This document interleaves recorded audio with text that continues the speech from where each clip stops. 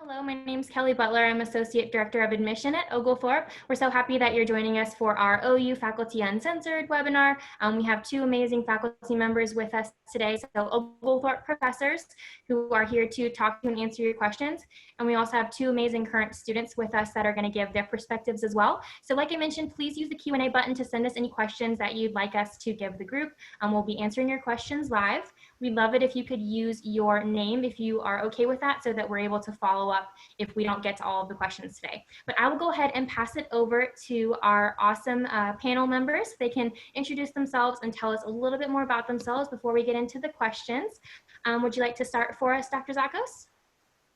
Sure. Hi, everyone. I'm Catherine Zakos. I teach communication, film and media studies, and women's gender and sexuality studies. And this is my 5th year teaching at Oglethorpe.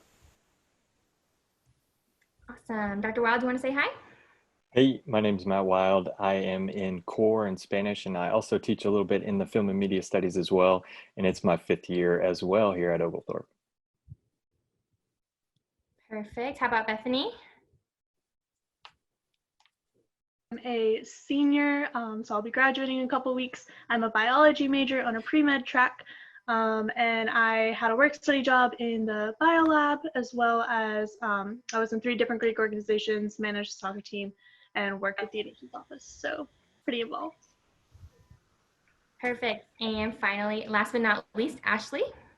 Hi guys, so my name is Ashley Dodson. I'm actually a junior here at Oglethorpe, so I have 1 more year to go, 1 more year to meet you guys. I'm an economics major here at Oglethorpe, but outside of that, I'm very, very active in our Office of Admissions, so I'm a lead ambassador here at Oglethorpe.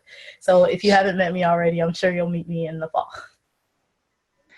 Perfect. Thank you guys so much. Those are our 4 panelists who will be answering your questions today. I'm going to get started with a broad question that I would love if everybody could give us a quick answer to, which would be, what tips would you give, or you can just do one tip that you give for first-year students to be able to find success academically at Oglethorpe?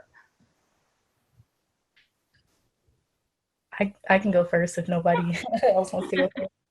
So my tip would be learn time management. At first, it's going to be really difficult for you to learn to balance your time, because you get really excited about being super social and not really having like a specific time constraint on your time outside of class.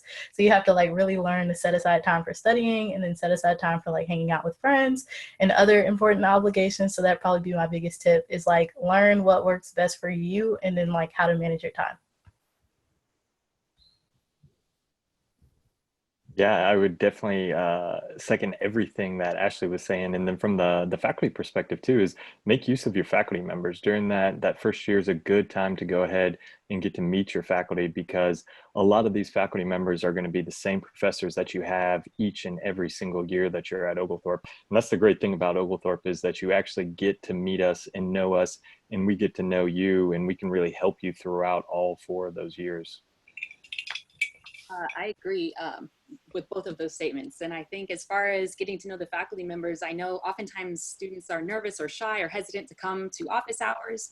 But I know from my perspective personally, I love it when students come by, even if it's just to chat, just to say, hey, like Dr. Wild said, just to meet us and catch up. And if you have specific questions, that's great. But if not, it's really fine. Just come and, and touch base and see how everything's going. Agree. That was actually going to be my answer. But on top of that, as a student, also making connections with students that are older than you in your field. That honestly helped me a lot, having other students that were a year or 2 older than me that had already taken certain classes, new professors, knew how things worked, to help me get adjusted and get settled, or during registration, figuring out who to take for what class and things of that nature. So make connections with other students in your field too. Perfect. That's all really good advice. So for anybody that's just now joining us, just want to reiterate, please feel free to use your Q&A function to send us your questions, so that we can ask our amazing panelists any questions that you guys may have. You can use your name, or go ahead and use anonymous if you'd rather, but if you use your name, we can follow up with you if we missed your question. So we have a question here in the chat box. What is the most important thing you want to see in your students' academic and social life? So maybe we could take that to what successful habits do you see in students academically? And for our current students, what tips do you have in terms of getting involved in social life activities?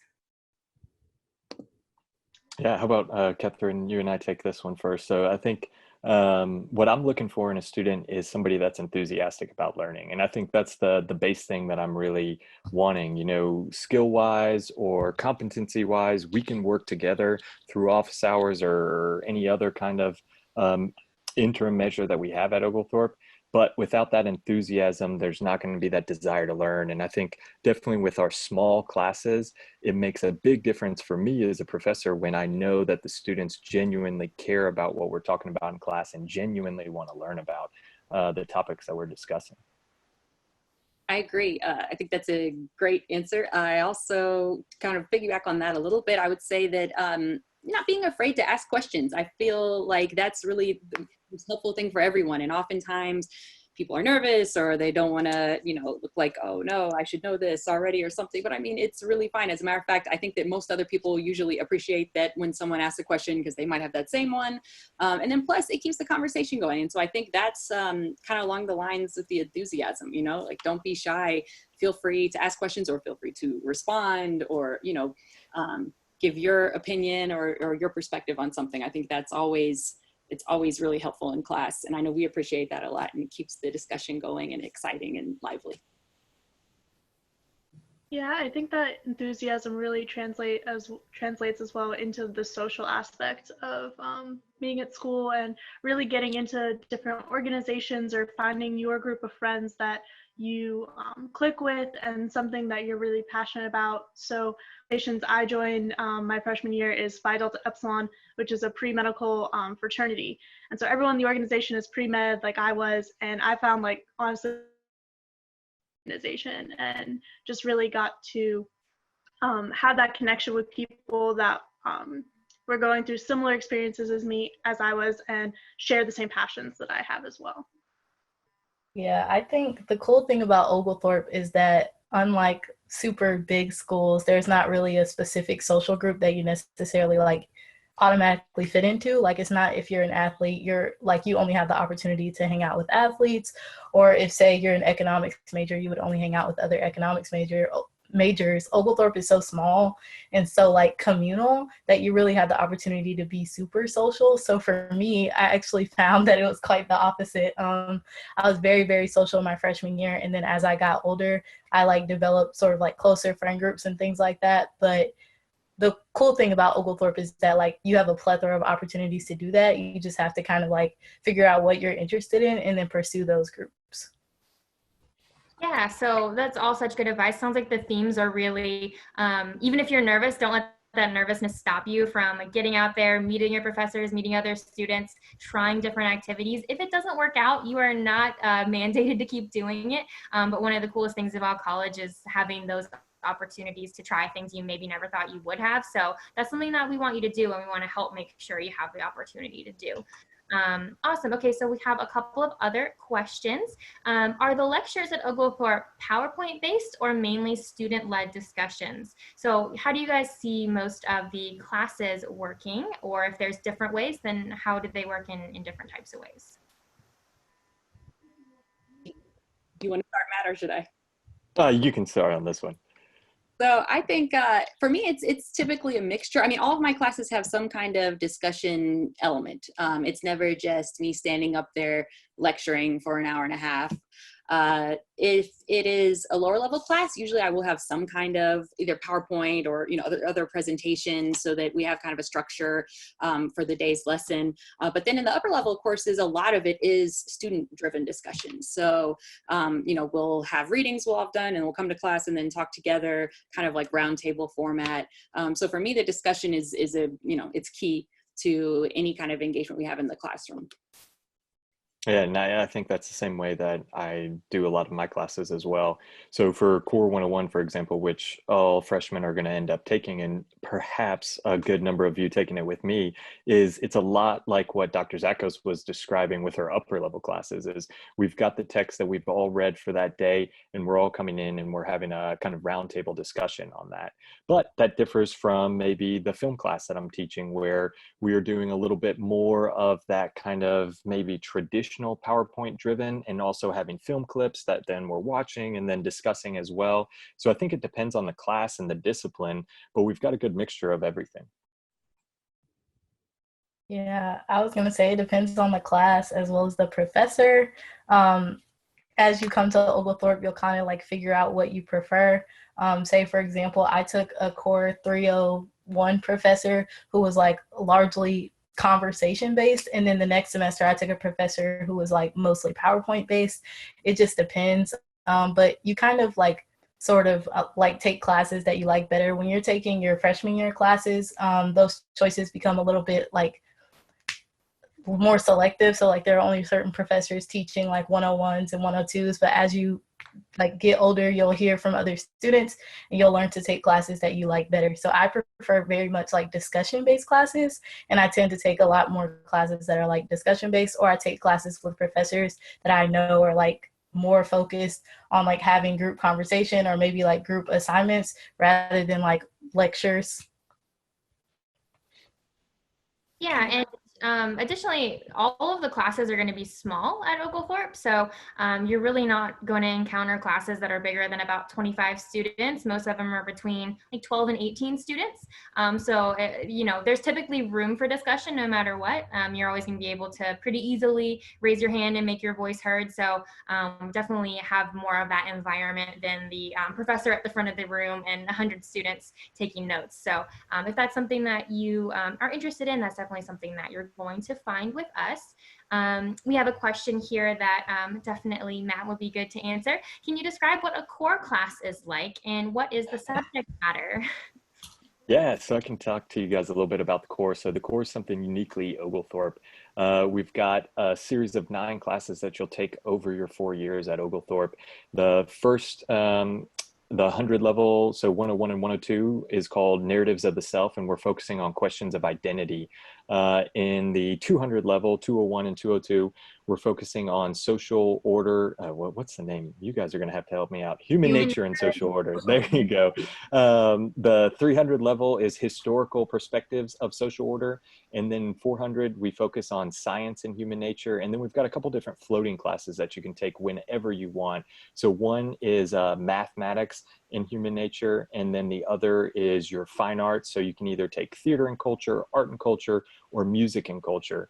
But all of those classes have core texts that we talk about. So everybody in 101 is going to read 4 of the same texts, and then a professor is able to add on different texts that they enjoy. So our 4 texts that you guys will read in 101 are Epic of Gilgamesh, Plato.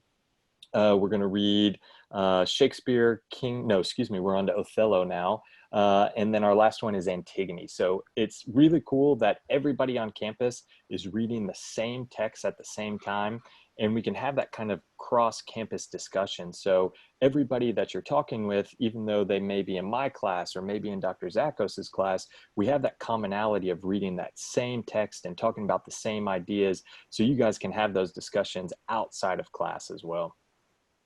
And I just wanted to jump in and say one of the really cool things about core to me is I teach in the 102, so the second semester of the freshman year core.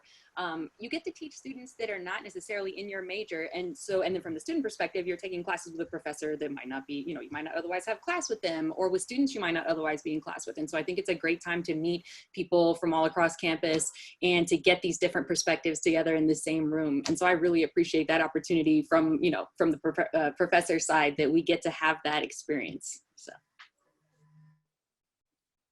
Yeah, do our students want to share anything about your experience with core so far? I love core. I think it's a really great way to balance out having this like gen ed with your major classes, because it is spread out over the course of your 4 years instead of just wasting your time the first 2 years, like doing all this general education stuff that has nothing to do with what you want to do. And then by the time you're a junior, you start your major classes, and then what if you realize, oh, I don't want to do this anymore, and you want to switch your major? So I really liked that right away my freshman year, I got to take classes applied to my major alongside core. And then, like Dr. Tacos was saying, I got to have core with professors I never would have taken otherwise. So my favorite core class that I ever took was 102 with Dr. Winter Parks. Oh, and yes. she's just amazing. I love her so much. And she teaches in the French department. And I just never took a French class, so I got to have a really great connection with her. Still, as a senior, anytime I would see her, she would greet me, say hello, ask me how I'm doing, and have that really great connection. And I wouldn't have otherwise been able to make that with her. So. Yeah, I love core, and kind of in a short way, core is essentially everything. Somehow the stuff that you're talking about core, like in core, ends up relating to your major classes, or it ends up relating to like your life. Core is very it's been very informative for me over the last 3 years that I've taken it. I only have one more core class to go, and I've enjoyed every class that I've been a part of. And I've also met really cool professors that I otherwise wouldn't have met. Like, surprisingly, I ended up taking core 302 with Dr. Sharfman, who is our provost. And if you haven't met him already, you'll love him. And it's really cool to kind of take a core class with someone who doesn't necessarily teach as much anymore, but has really cool insight. And so it's really cool. That's the best way to describe it. And then somebody, Lauren asked in the chat, which Bethany pretty much already answered this for us. Is it true that you can take core classes alongside classes for your major, or do you have to take them before you can jump into your major? And as Bethany said, it's not kind of all stacked in the beginning and then you do major classes. You do core 101 your first semester, core 102 your second semester, core 201 your third semester, so on and so forth. And then that the art and the math, like Professor Wild said, can be done anytime. But yeah, you can jump into either major classes or exploratory classes your first year because of the way that core works. So it's pretty cool the way that that works out. Let's see. Quickly, somebody asked how many core classes needed to graduate. I think it's 9, right? Yeah. So that's an easy one.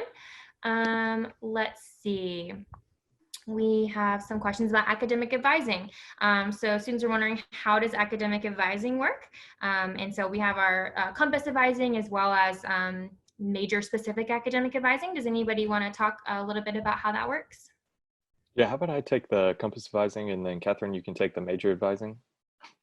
So we've got a really cool program for freshmen called Compass. And basically what happens is when you start your first day at Oglethorpe, you are assigned a Compass advisor. And that advisor is going to be your freshman year advisor. So they're there to help you out with academic stuff. They're there to help you out with social stuff. They'll help you with anything and everything. So they're kind of your first line of defense when you have a problem. Is you go to your Compass advisor, you guys will brainstorm whatever kind of solution is best for the problem, issue, whatever's facing you. And it's really great because it's somebody that you can go to, and it's not necessarily somebody in your major or who will be one of your major professors. So again, talking about the core and the different connections you can make, it's a really great connection that you can make with a professor who is on campus that you wouldn't necessarily come into contact with depending on what your major is or depending on what types of classes that you're going to take during your 4 years. So it's a really cool program. And as part of the program, your first semester, so during the fall semesters, we pick the classes for you. So instead of having you worry and have some anxiety over which classes you'll be taking, is based on the form that you guys submit to us. We'll pick those classes because we know exactly what you need to get set up to be successful at Oglethorpe. And then we'll transition you slowly throughout the year. So after your freshman year that's when we do the handoff and you declare your major, or you could still be undeclared and try some things out. But most of our students declare a major then, and then we hand them off to a major advisor like Dr. Zakos. Yes, that's right. And actually, even in spring of the freshman year, we oftentimes will have meet the major events. Some majors even do it in the fall as well, but just to give you an opportunity. So that way, even though, you know, you're already set up and working with your Compass advisor, it's not like you're not getting to speak to people in your major as well. So we have some events for students to get to know each other and to get to know us during that time. But then, yeah, as Dr. Wild said, in your sophomore year, you will come on over to your major advisors. And from that point on, we'll be advising you as far as specific classes you can take, talking about internship opportunities or study abroad, or, whatever it is that you're interested in. We're there to help you figure all that out. Perfect. Yeah, so, was somebody gonna say something? Okay, so yeah, you'll find out more information about Compass Advising here in the summer. If you're an enrolled student, we'll give you all your information about your schedule, because like Dr. Wild said, we actually build your first semester schedule for you. It's using information you give us, so your intended major, if you have one, and your academic interests. We'll use those to make a schedule for you. If you want to make changes, we can definitely talk about that. It's not set in stone, so don't worry about that. But then after that, we'll talk about how you're going to build your own schedule, and your advisor will help you throughout that process, both your Compass advisor and your faculty advisor. So there's definitely going to be a lot of assistance for you. So there was a question in the chat about how do I know, which classes to take or which professors to choose. We're going to help you with that every step of the way. So you are never going to take a class that is going to be bad for you in any way. It's either going to go towards what you need, or it's going to be something that's interesting to you and will go towards your total degree hours. So there's lots of room for that. In that same vein, I'd love to ask a question to the group. So for students that really don't know what they're interested in yet, they don't know what they want to major in, it's kind of overwhelming, what advice would you give them for exploring and trying to figure out what is of interest to them, and specifically how can they utilize their professors to help with that too? Yeah, well, I was going to say, maybe students, you guys want to take this first and kind of give the student perspective when you guys showed up to Oglethorpe and how you were feeling? Yeah, so when I first started at Oglethorpe, I was actually a business major. I wasn't an economics major yet. And the first business class I took my freshman fall semester here, honestly, it was very boring. And I was like, I need to figure out something different because I can't do this for 4 years. I am not interested in this at all. And so basically what I did was I actually talked to current students, like who are either business majors or accounting majors or economics majors.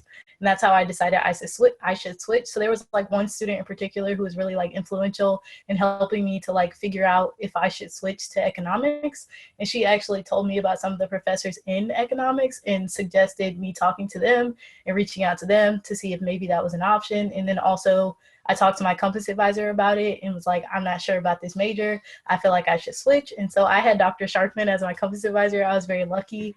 And he was like, yeah, I think you should try it and switch. And then if you try it for a semester and you don't like it, you can switch to something else. And when I switched to economics, I really enjoyed it and I've been with it ever since. So I would just suggest talking to other people who are like in your, maybe something that you might be interested in studying instead of your declared major, or people who are currently in your major and can give you more insight about the classes that you'll take later and whether or not those would be of interest to you, as well as like talking to your professors and your advisor. Yeah, so I came in knowing I wanted to do biology and go to med school. My plan has not changed since I was 17. But I have worked with a lot of other students that came into the biology program and the natural sciences in general, very uncertain of what they wanted to do or how they're going to go about it, or if they should stay in the sciences or things like that. And honestly, I think making those connections with your fellow peers and your professors really does make a huge difference, because you can get like straightforward advice on like, hey, this just isn't for you. Like you can find something that you're going to be better at, that you're going to be happier doing. Or encouragement to say like, hey, maybe you're just having a rough semester, but like you got it, like you're gonna be okay, like this is what you can do. But also seeing different organizations on campus. We have lots of clubs and organizations that are major specific or topic specific. So if you find those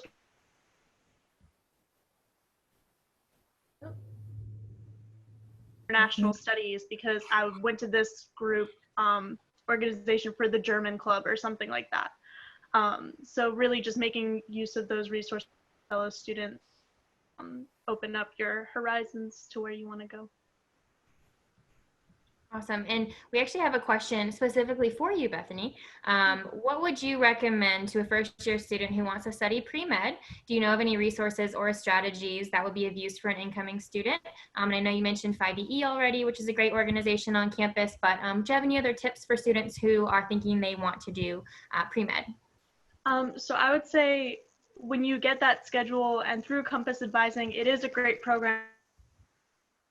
But with the natural sciences, if you do not take certain classes right away in a certain sequence, it messes up your 4-year plan. So my big Oh no, Bethany. We'll be back, but she is right in that there's a recommended sequence. recommendation that There we go. Well, hi, am I back? I'm You're sorry, my internet is so bad.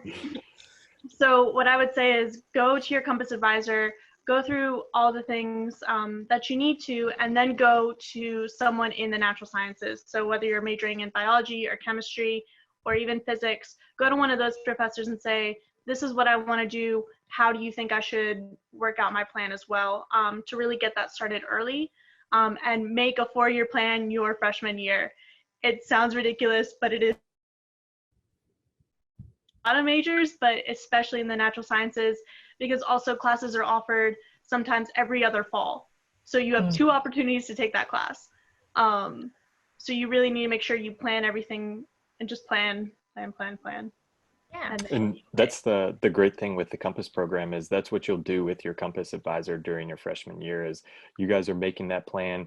And even with that plan, we've got a lot of flexibility too. So going back to the first question of how do you kind of test out what you are thinking you want to major in is we just say, take as many classes as you can. We've got a lot of flexibility in all our majors where you can take certain classes that you think you might be interested in something. So if you think you might be interested in econ, we're going to get you in one of those foundational econ classes to test it out. If you're thinking that you want to go and do something in communications, you're going to go take a class with Dr. Zakos and you're going to see if you really like it. So we've got that flexibility and we really, really encourage you to do a lot of that testing during that freshman year. It's the great thing with our core program and the way that our majors work is that if you know, you can go ahead and take a major class during your first semester. And if you're like Bethany and just are a rock star and you know that's what you're going to do and not change, that can be your 4-year plan. Or like Ashley is probably more representative of most of our students that are kind of iffy going between a couple different majors.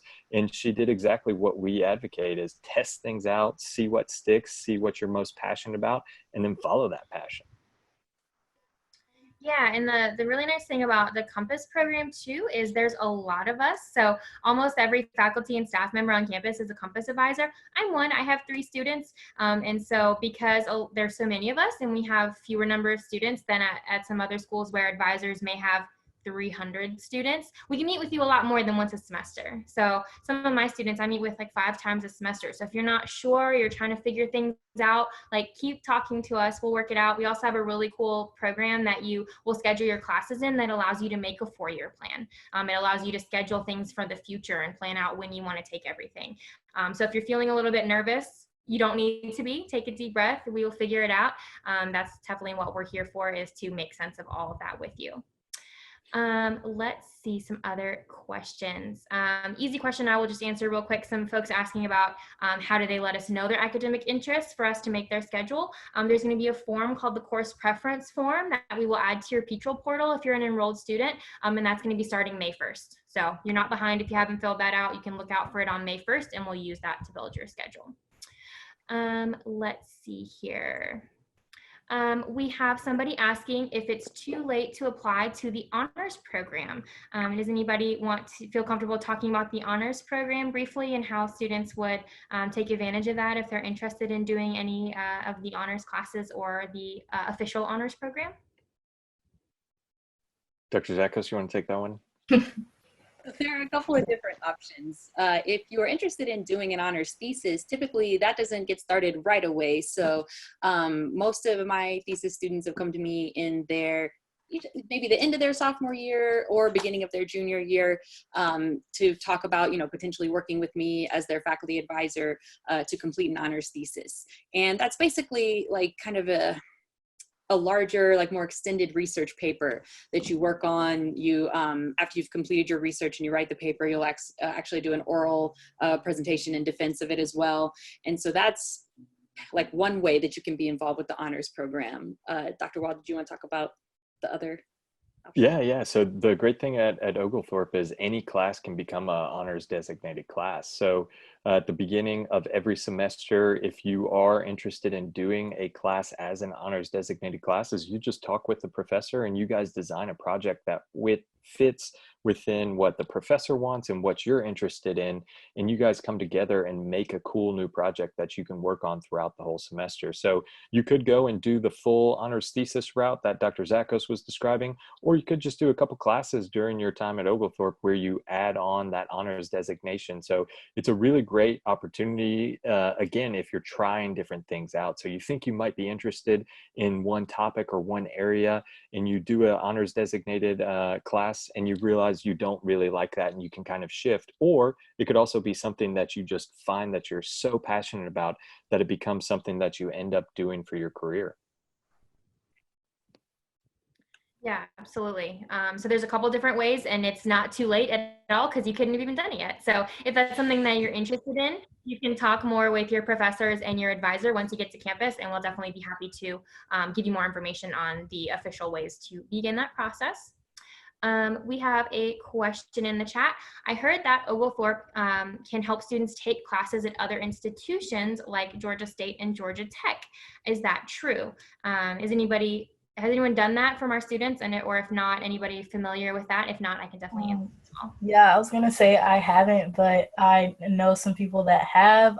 So just for example, one of my close friends at Oglethorpe named Calvin, he really wanted to take Arabic, and because we're very small and there wasn't enough people at Oglethorpe who necessarily wanted to take Arabic, he just wanted to take it at Georgia State. And so it worked out really easily, and basically through our arch program, he went and took the class at Georgia State, and then he brought the credits back to Oglethorpe. Very simple process, and he would just go there for 2 times during the week, and it was like very simple. Yeah, so you can definitely do that. The program Ashley mentions called ARCHE, A-R-C-H-E. It's like a partnership with most of the other schools in the area, Georgia Tech, Georgia State, Emory, SCAD, all kinds of different programs where if you want to take a class and they have at least one open spot in that class, we can help you take it without paying any extra tuition. So that is definitely an option for you. If you want to take something that's super specific that we don't offer in a different area, then you can definitely do that, and we'd be happy to help you do that. Let's see. We have a question. How much of the student body is living on campus? So I know you guys don't have those like exact numbers, but from your experience, especially our students, do you feel like most students live on campus, and how does that impact the community on campus? Well, from residence life, we had about 800 students living on campus last year, or this year, but yeah. Yeah, I was gonna say it feels like so that's I didn't a large talking no, it's okay. It's a large majority of students on campus. Yeah, that's what I was gonna say. I do know some people who do commute, who are still pretty active in like student life and things like that. But because we have a 3-year residency requirement, and because it's so fun to live on campus, most people live on campus. Yes, exactly. We do see the majority of students live on campus, especially their first year. So there's lots of ways to get involved if you live on campus or if you don't, but there's definitely a big community of on-campus dorming students. Let's see. Are there events for midterm season and final exam season, like de-stress events? So how do students handle stress during these difficult times? Oh man, so usually we have this really cool event. Oh, I'm sorry, Bethany again. You got it, you go. So one of the events that I can most fondly remember is we have this cool thing called Exam, like eggs, A-M. And basically it's like this really cute thing where a lot of like professors and faculty and staff come to our like dining hall, and basically they serve us breakfast super late at night, usually during our late night hours from 9 to 11. And they're like there as an encouragement. They play music, and we all just kind of hang out before finals really starts. And then Bethany, you can talk about the other like big thing that we do. Yeah, so we also have what's called Eve every semester. So like the day before like Dead Day, which is just a free day, before finals start, there's always some sort of big event. So last year they rented out Six Flags for students.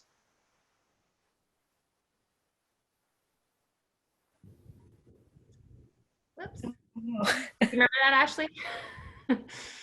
We Yeah. lost you at the end, Bethany, but it sounds like we rented out Six Flags before Yeah. finals, which sounds awesome. We rented out Six Flags. We went to a Braves game one year. That was really fun because I got to go on my birthday, and they were playing the Mets, and I'm from New York, so that was exciting. And so there's always some sort of big event that we get to go to that students can sign up for. One time when one of the Marvel movies came out, they like rented out a theater, and like you got like a certain amount of money to buy snacks, and you got to go watch the movie. They always like put in a lot of effort to make finals as less stressful as possible. Yeah, and then in terms of like regular de-stressing events, this year Student Life actually started putting on Wellness Wednesdays, which are so great. A part of Wellness Wednesdays, they bring like a lot of little like activities you can do with like your hands that help you de-stress, and they work.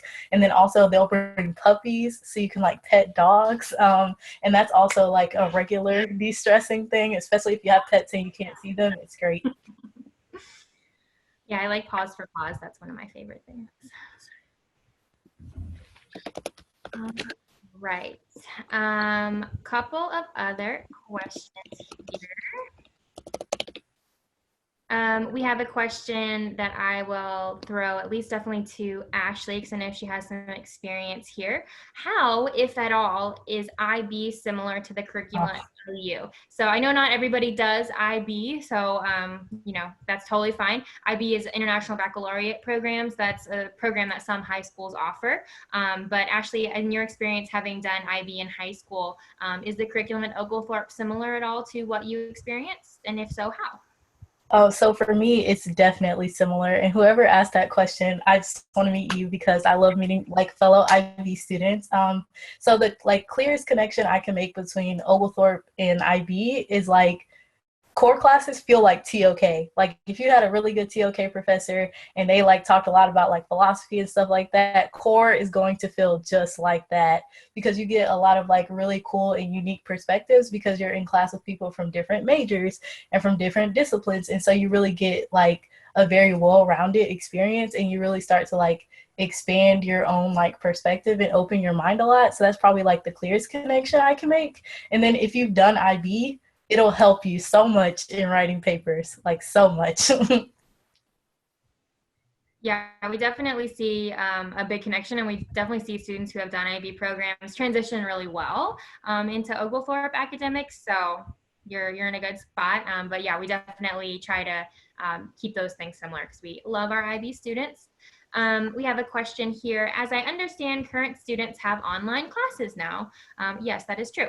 Is it comfortable for you? Do you think it is important to have a live conversation between student and professor? So how has it been for you guys being online, and what are the differences between that and our normal in-person classes?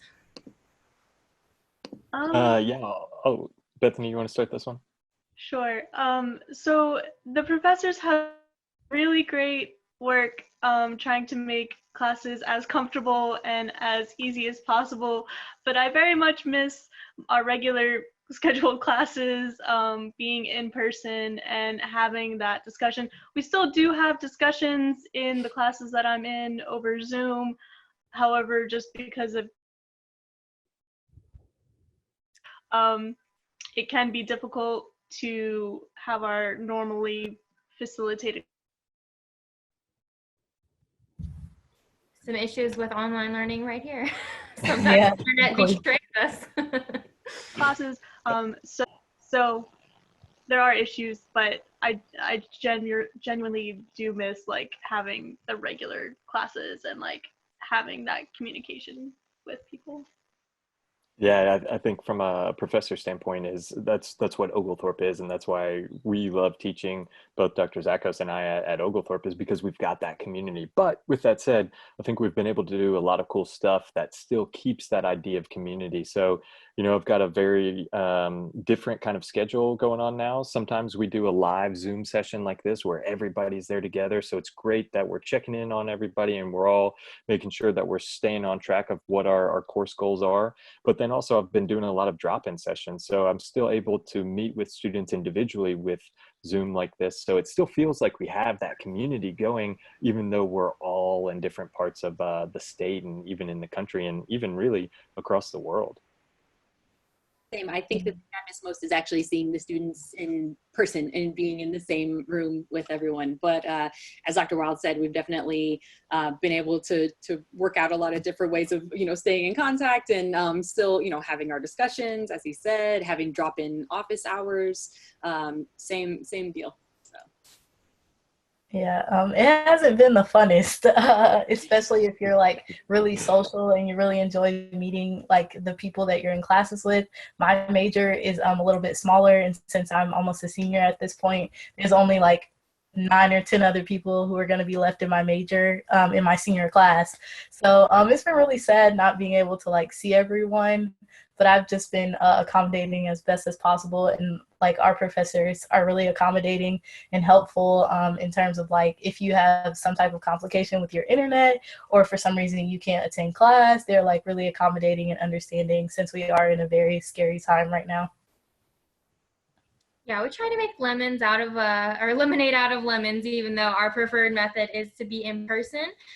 But our size does allow everybody to still keep those connections as best they can. And luckily, our professors are really invested in the lives of our students. So they're still being awesome the way that they always are. But yeah, so we have a question here maybe for Dr. Sakos. Is women's studies / gender and sexuality studies a classes you can take out of interest, or is it always linked to a specific major? So we have currently at Oglethorpe, we have a WGS, a Women's Gender and Sexuality Studies minor. And at, I think, let's see, right now the communication major is the only program that requires that you have a minor, but every student has the option. If you'd like to minor in WGS, you can totally do that.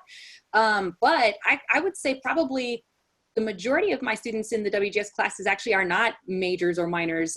They actually are just there because it's an interest of theirs and they're taking it as an elective, or they, you know, they find it enjoyable. They like to be able to talk about the different things we're reading in there. So that's, yeah, I think that you could do it either way. And even though we don't have a WGS major, we have the individually planned major option. So it's basically like we have a program set up to where if you want to major in WGS, we do it as an IPM, the individually planned major option. And then that way you can still take all those courses. But again, yeah, you could do it as an elective, you could do it as a, you know, as a program requirement, either way.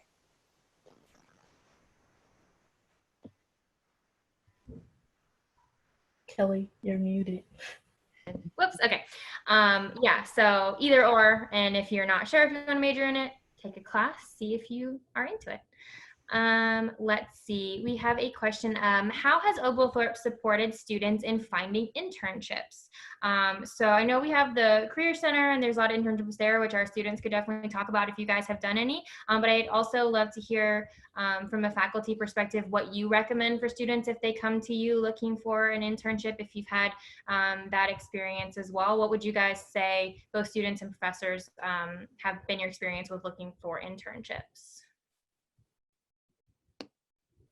Catherine, you want to start this one? Sure. First thing I recommend students do is go to the Career Center and they talk to Erin Sherrill, who is our internship specialist. And so they have a program there, excuse me, a website, Handshake, and you can actually go on there and look for all the available internship opportunities currently posted, because all the places where we have existing connections, you know, with different businesses and organizations, currently post all those positions there on Handshake. So you can go through and look at different things and see if any of them are of interest. Another thing I recommend students do is oftentimes they'll have an idea of like, this is a place I would really like to work. And so then I say, okay, well then just go to their website. Let's look at it directly and see if they posted any opportunities. Or we have a really good network of trustees and alums who work at various locations around Atlanta, around the country and the world as well. And so we oftentimes will know someone who's a part of an organization. So if you have questions about what it's like or what kind of opportunities are available there, we can oftentimes put you in contact with someone. And then again, we just from benefit of, doing this a while, we oftentimes know of certain places where we can recommend to students if we know what your particular interests are or what you're thinking about doing. Because obviously internships are a great opportunity, not only to get experience in your field, but sometimes to figure out maybe what you don't want to do. I have a lot of students who will do an internship and then they'll find out that it wasn't exactly what they thought it would be. And so then they have time to kind of, like pivot and adjust and do something else in the field that may be of more interest. Yeah, and I think going back to one of our first questions is this is where having good relationships and constant conversation with your professors comes in handy, because I know that I get tons of emails, different listservs and different things that I'm a part of where there's internship opportunities. And it's really great because I see these and I know, oh, that is perfect for Ashley, so I'm going to send that along to her. I see another one and that's perfect for Bethany and I can send that along. So I think that's really good where that relationship network that we have at Oglethorpe is really strong. Yeah, and also to add to that, we're in Atlanta, which is a very popular place to be. So there's a plethora of opportunities sort of inside of that.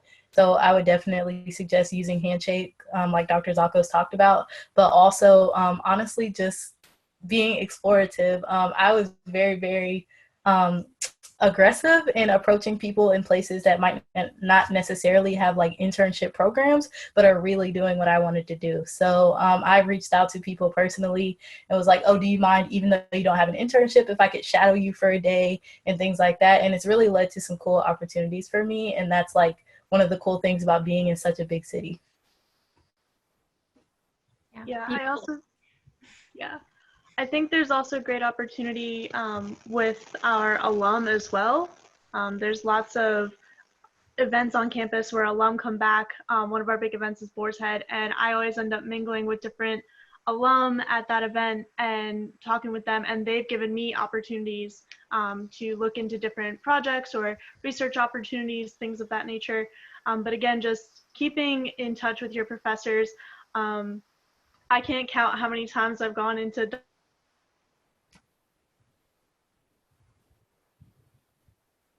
hey, we're gonna take care of you and you're going to be fine. And I searched for 2 summers with Dr. Alford as an internship. And then I also did an internship on an organic farm. So like there's lots of really cool stuff out there that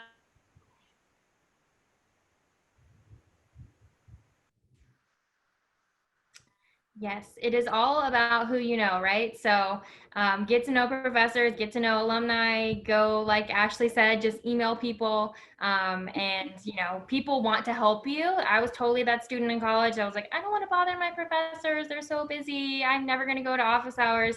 And that was a big mistake because people can't help you if they don't know you. So take advantage of all the people who are surrounding you and want to support you, because that is what we are here for. We have a question in the chat. Professor Wild, can you say a few words in Spanish? The answer that I usually give to this is sí. And then we're done, but that's a silly professor dad joke there.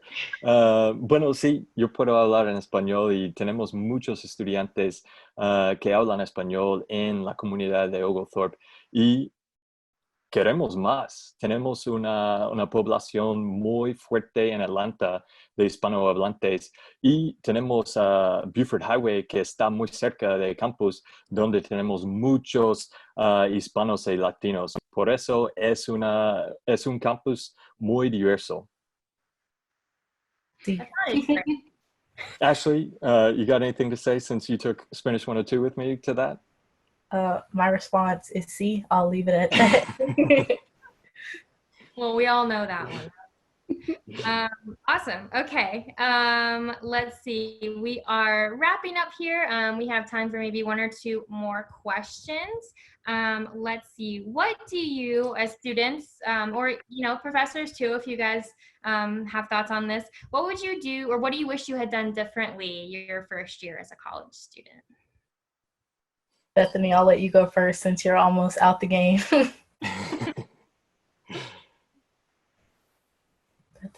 I probably would have made more friends. Oh no. That sounds really sad. Like I have friends, but my freshman year, I got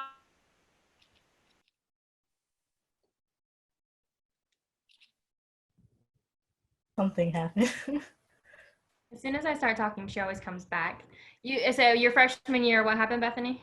So I made one really good friend my freshman year. We're still friends, like that's fine. But like I think I missed a lot of other opportunities because I was like so connected to this one person and we were just so close. Mm-hmm. Yes, I think I know where she's going with that. If you get, if you forget to branch out a little bit, it's easy to get kind of involved in just a really small friend group or just one friend, which is fine for a lot of folks. But yes, remember that there's a lot of different people on campus. And the cool thing is, especially at a small campus, you don't have to just be one thing, right? You can have friends over here who, are into this activity and friends over here who are majoring in something different and friends who are on the baseball team, et cetera, et cetera. So definitely feel like you can branch out because that's something that we want you to do. Yeah, I would say honestly, my only regret or like main regret from freshman year was honestly not just being more honest with people. The interesting thing that kind of happens when you transition from being at home and in high school with most likely the same people you've been to school with for 4 years, and then you move to college, is that a lot of the people you're going to college with, they don't know you. And so you kind of have this like really unique opportunity to be the kind of person you want to be. And so when I started freshman year, I was kind of like stuck in the mindset of like, oh, this is what I did before. These are the habits I had before. This was the attitudes I had towards like certain things. And then once I realized that like nobody, really knows me, nobody has a precedent of like who I am, and I can like be who I want to be, I definitely took advantage of that. And I just wish I would have did that sooner. That's good advice. Yeah, mine would be, like I just said, go to my professor's office hours, say hi to them. They cannot help you if they don't know who you are. And that was harder when I went to a large school because they had, 1,000 students per semester. But it is easy for our professors to get to know our students. So definitely take advantage of that because they are awesome people and they are not scary. Look how not scary they are. They're so nice. All right, so I think we have time for one last question. For Dr. Zakos and Dr. Wild, what is your favorite thing about teaching at Oglethorpe and about our students? Would you like to go or shall I? You can go. I think for me, I mean, I know we've talked about it a lot already today, but I love the small class sizes and I love being able to actually speak to the students. I have it the way it's set up discussion wise, everyone gets to speak every class period, and that's excellent. I also went to a larger state school, and and at the time I picked it because I thought, yeah, I don't necessarily want to be zeroed in. I don't want people to know my name and all that. But I think that having this experience teaching at this small college is so great because I actually do get a chance to interact with everyone. I do get to know the students. I get to have students in class more than once, which is, I didn't, have that opportunity when I taught at a larger school. And so I really, really like that a lot. And I think that Oglethorpe students are very special and unique, and, very quirky, and they'll have like their own cool thing that they're into, and kind of like what Ashley was saying, I think a lot of them take the opportunity to be able to be whatever they want to be when they get here. It's like it's time to figure out what you want to do, and not necessarily have to do what you've done all along or what the other people surrounding you growing up wanted you to do. And so I like that a lot too. I love the individuality and the people getting to really come into their own and and figure out who they are. Yeah, and I'd say the same thing that Dr. Zakos was saying is the reason that I came to Oglethorpe is because it was a small school. Is I'd been at large state institutions and you just felt like you were a number. You felt like your professors didn't care about you. So I really wanted to make, as corny as it sounds, a difference in students' lives and be somebody that they could interact with. And for all the reasons that Dr. Zakos was saying, but then also as a professor, is it's really fulfilling to me that we've got the ability to follow our own passions, just like our students follow our passions. So between Dr. Zakos and I think we teach in almost every major discipline on campus. A little bit of a joke there, but it's really great that I can teach in core, I can teach in Spanish, I can teach in film, I get to go and do study abroad with students, and I get to do civic engagement with students, and we get to do all these different things. So it's a good way that we're able to work with and see a lot of different students, and I don't have to just see my Spanish majors or my comm majors or my econ majors, is I really get to meet every student on campus.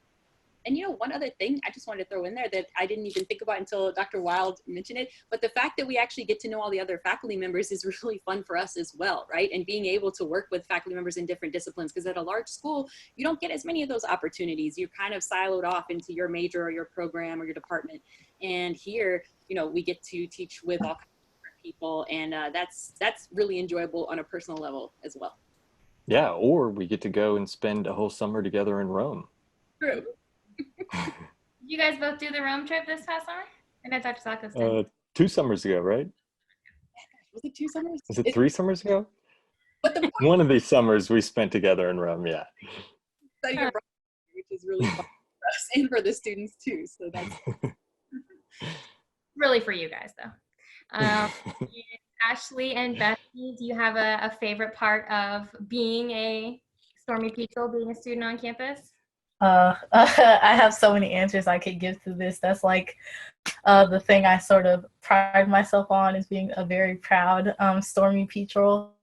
I'd say one of my favorite parts of being a student here is meeting prospective students here. Like I said, I spend a lot of my time in the admissions office, but outside of that, I spend a lot of like my personal time either hosting admitted students or like just interacting with prospective students. And so it's really cool for me as like a first generation college student to provide my perspective and to have other people see like it's very possible to do this, to be thriving doing it, and to really have like a good idea of like a bright future, which sounds very cliche, but it's true.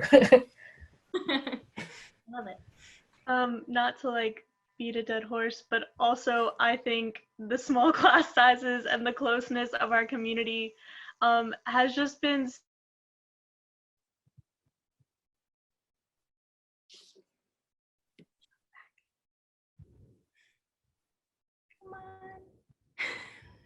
so just being able to